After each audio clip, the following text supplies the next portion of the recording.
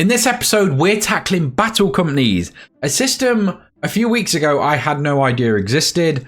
I saw the Melton MESBG page mention he was playing in a smaller tournament, and it got me just looking, and I eventually found what Battle Companies was. I've seen it mentioned, so I got together with a group of friends and we've tested it out for the first time. I am going to go into our full report, so if you want to skip forward to that, I'll leave a time up here somewhere. I just wanted to talk about it briefly. It is, I don't want to say my preferred way because I love the massive war style of Middle-earth, but it's definitely up there. I would put Middle-earth as my favorite game, and then my second favorite game would probably be Battle Companies, a version of Middle-earth. It's just so much fun. It's really close quarters, so we played on so there was 4 of us. It's normally made for 2. So we played on a 3x3 board. There's constant combat. There's silly moments as you try and escape and fall and climb and use all of these rules that don't normally come up that often.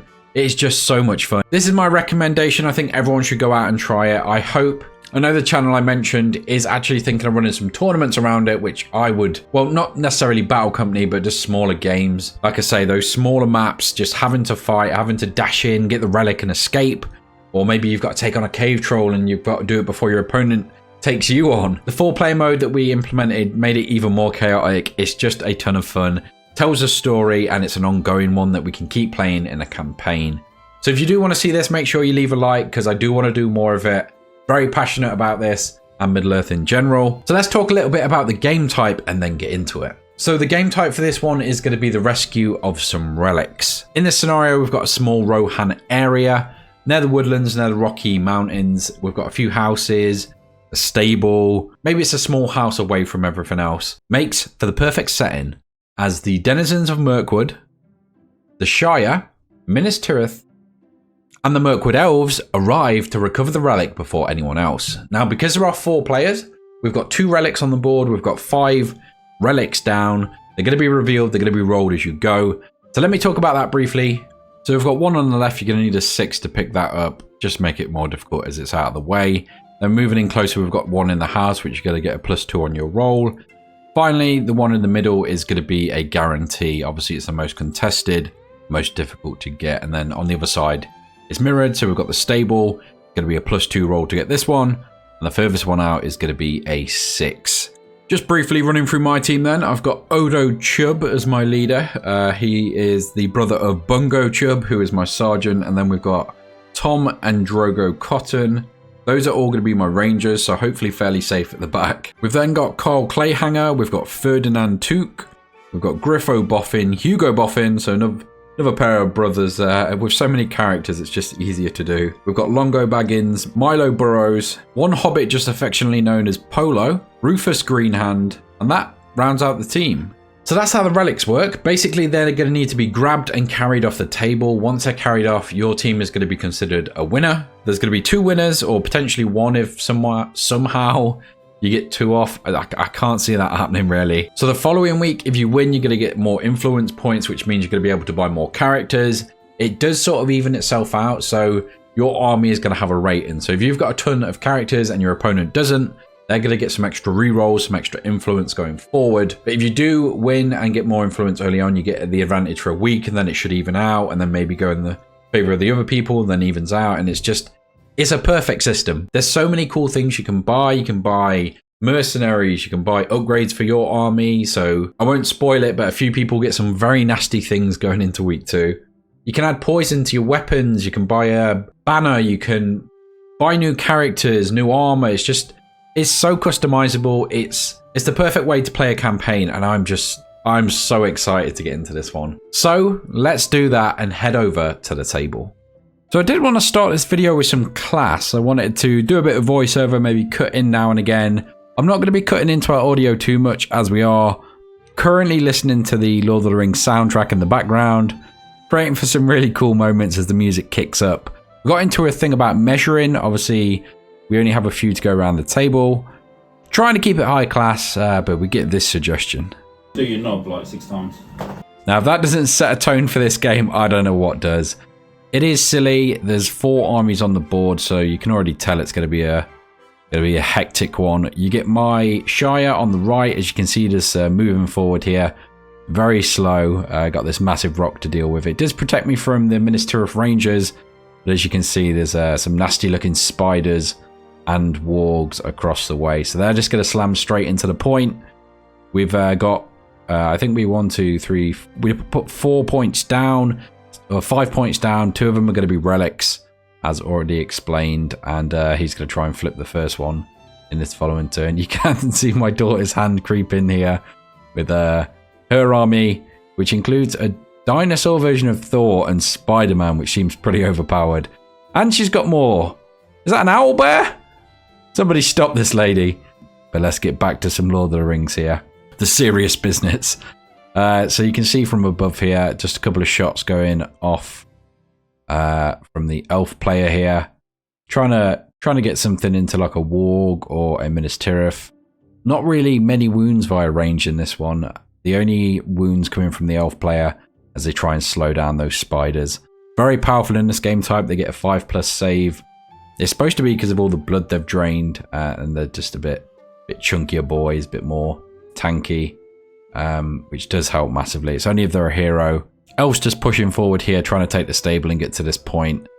Obviously the wargs, very quick, very much favoured in this match. Following turn then, and all I can do is pretty much just march up, just keep moving my slow fellas, get him as close as possible. I could potentially stand still here, put some shots into the warg, get some stones into the warg, but I don't think a warg is going to charge my whole army, basically, because I can just throw everything into it, wrap around it, and potentially get it killed in a single turn. So I feel pretty safe coming this way, despite the warg looking over the fence at me. And on the other side, Ministerial for clashing with the elves. There's obviously the point in the middle, which is guaranteed when some of the others fail. So obviously that's a pretty good place to go and try and set up on, which the Mirkwood or Denizens of Mirkwood player does very quickly here. Like I say, this is very much in their favour. This is their game type. They can move to it quickly, flip it over quickly, and just get into the game. We are going to be doing some other ones. This is going to be sort of a series. I'm picking out some of the best scenarios. So the ones coming up, we've got a take over an orc camp. So we're all going to be doing that again. And then there's another one where it's whoever kills the troll wins that one. So it's going to be interesting. Maybe potentially 2 trolls since there's 4 of us. It's very difficult to balance, so we're doing what we can. And you can see the warg player there already taking the middle spot. The elf player sheepishly round the other side of the stable. The wargs and spiders have also taken the house at this point. So yeah, it's going to be a difficult one to deal with them. They've got some protection from range now. Potentially could still shoot through the door. But this elf shot is going into the Ministerial on the right. See if we can get any wounds here. Going to need a 5 to wound. It is only a 2. So not, like I say, not much really happening with range. We do get a few kills later on. But yeah, it's very sheepish at the minute, just edging forward. You can see the Ministerial around the fountain there. The Shire slowly moving up as some shots are being fired into them. Very low defense. He does manage to pick one off, I think, here. I think he picks a few off over the course of the game. Then the following turn, we try and, or the other players try and pick up some relics. Again, the denizens lift the first one, it fails. Lift the second one, it passes. Which means the final one is somewhere on the other side of the board. The warg in the middle now has a relic, so the elves slam into him straight away. Try and slow him down, because if it can get away, it moves 10, even half it moves 5. Means I can't keep up with him, that's for sure. So yeah, we do need to get into him quickly, kill him quickly, or potentially if you can get 2 people carrying the relic or 2 creatures, he is going to get off the board quite quickly. Now they are supposed to carry it, so it helps them carry it. I don't know how that would work with 2 wargs, for example. We don't want to penalise him too much, so we are going to allow him to use 2 characters. Maybe they carry it with their teeth or something, who knows. Ministerial try and sneak around the edge here, so I'm just going to throw... I'm sending some of my Shire inside, and then I'm going to put a few around the edge. I'm going to put some on top as well, just the Rangers. And thankfully, they all get up without a hitch, and they are ready the following turn to throw some shots out. Unless... Yeah, I think the rest are just going to go around the corner, try and hold off the warg, as I say, and the horde of Ministerial coming towards me. The warg setting up here, as I said, we allowed him to have 2 of them carry it off the field, so he's getting as much as he can in the area in case it drops. he can just dive into the elf or pick it up with something else. So that's his plan here, just controlling the middle. Stops any of my hobbits getting into him. So he's looking pretty safe here. Obviously, there's two others. So the elves are fighting with Minas Tirith for those. We're going to see some shots just firing. A lot of shots hitting, but not a lot of wounds. So fairly safe at this point. Some shots fired back from Minas Tirith going into the hobbits and the elves. And as I say, we've seen a few casualties for the hobbits already. I don't know if anyone else... I think Minas Tirith lost one character from one of the elves. Just coming up in a second. The battle for that point, basically, whoever won it would take it. The elf rolls a 5 to wound. I think they need a 6. And might it up, so they do use the might to some effectiveness. Hobbits firing some shots off into the wargs. Don't really pick up anything. It's kind of the story for the Shire in this one. I was umming and ahhing what to pick, and I've got all these hobbits that I've been collecting over time, so I wanted to get them into a game. And yeah, this seemed the perfect opportunity. Potentially can have 25 in a battle company, so that's pretty cool. As I mentioned before, this is the moment the Minas Tirith is pushed back. We agreed whoever won this, because they were both on the point, would take it. So he does use the might to kill the Minas Tirith and clean up that point for the elves. I think he rolls a 6 on his first roll as well, which means it is the other relic and gives him the chance for a quick escape. Back in the middle then, and it is just combats. I think the warg lost but wasn't wounded. So I think everything's just going to be able to escape at this point. If they win priority or they can call a move, like I say, my Shire could potentially get into him and slow him down. Although, yeah, with the control zones, I don't even know if that would be possible. Maybe squeeze between those two wargs. There's some elves the other side that could slow him down. There's a few elves sat at the back just picking off shots. Unfortunately, it is the denizens which win priority, and we're gonna see them escape here. Just absolutely flying. It is 10 movement. There's no way to stop them really. The only chance we have is that archer sat at the back, picking one of them off. It is on a warg currently. So if he did manage to kill it, it would just die in a wound, which would be nice. But we see the elf just dive into a spider there.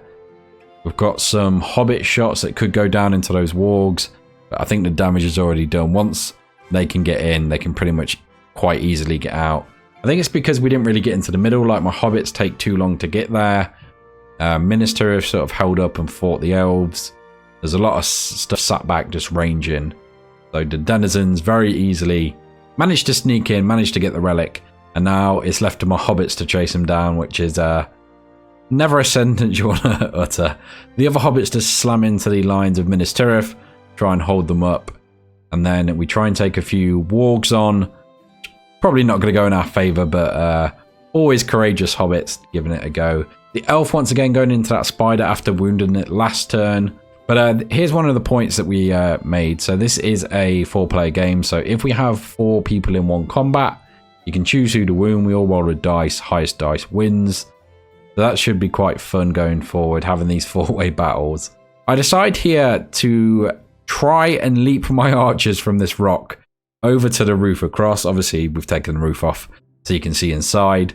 But I don't know why. The game's almost over. Them leaping over doesn't really help me. I thought it would just be a cool moment. Some hobbits diving across the roof. And they do all manage to get up, which is pretty cinematic, pretty cool. And it's, yeah, like I say, this rule set and this game type in particular really do lean into those silly moments of diving around rooftops. And it's all in good fun. This is just a super fun game type in general. With a very handy rule set to make some of those things work. Nobody wounded in the 4-way fight then. Just push back, no wounds. Spider's still alive. Not many casualties this round. You've got to imagine this hobbit's going down here at the very least. Let's find out then. And he is removed. The hobbit's thinning out very quickly. Super low defense, super low fight. Not really beating anything on this table. And the game draws to a close here as the elf with the second relic makes his way to the end of the table. Not before I jump off the roof again, an unnecessary choice. And one of my hobbits hit the floor on a 1. And as you'll see here, is removed as a casualty. Absolute disaster for the hobbits. It was a fantastic game though. Really enjoyed this, testing out Battle Company. This is the first time we've tried it, first time we've built armies. Going forward, we are going to change a few of the armies. Elf player really enjoyed his. Denizens loved his. Minas Tirith has been wanting to try the Uruk-hai for a while, so he'll be moving over to those. I am umming and ahhing about Shire. I might try something else, but you'll see in the next episode. This was just sort of a tester. If you do want to see more of this and maybe some more in-depth gameplay, let me know. Let me know other stuff you'd want to see. Maybe you want to hear some at the table talk.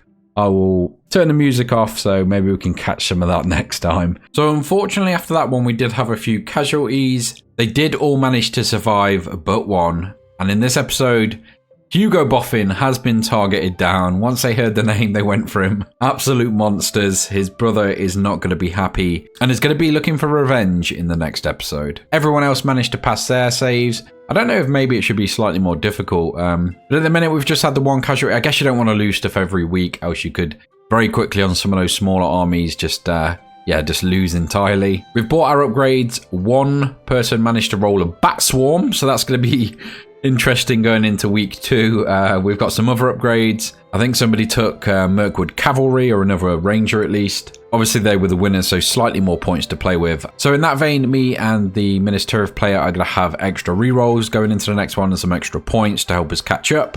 Although Minas Tirith might be switching to the Uruk-hai, so we'll see how that goes. I do really like how they have a catch-up mechanic. It just helps keep things in balance. So for example, if you lose 4 characters one week, you're going to get a massive boost of not only points but rerolls to get you back into it the following week. So it should just sort of ebb and flow and have a nice curve to it as you go up and down as you lose characters and gain more. But that is week 1 of Battle Company. Let me know if you want to see more of this on the channel. Let me know if you want to go more in depth on the battle reports. I am going to be cutting into our audio next time, so I won't have the music on. Give you a chance to hear some of the dastardly goings on as they targeted down Hugo Boffin, the Hobbit himself. Absolutely criminal. Griffo will be getting his revenge in this upcoming episode, mark my words. We're either going to be doing the Orc encampment where whoever takes it wins, or we're going to have some cave trolls and whoever kills those is going to win the scenario. I love how quick it is. I love how fun the scenarios are. I can't wait to get back into this one. If you want to see more Middle-earth stuff, if you want to see more Battle Company and just battle reports in general, tournament reports, make sure you're subscribed. If you made it to this point in the video and you're enjoying it, thank you so much for watching. Leave a like, subscribe, all of that stuff really does help. If you want to help even further and really improve these battle reports so I can upgrade equipment, travel to more tournaments for you guys, then there is a Patreon down below, so if you want to check it out, don't feel obliged at all. That's all I've got for this episode though, so I will catch you in the next one.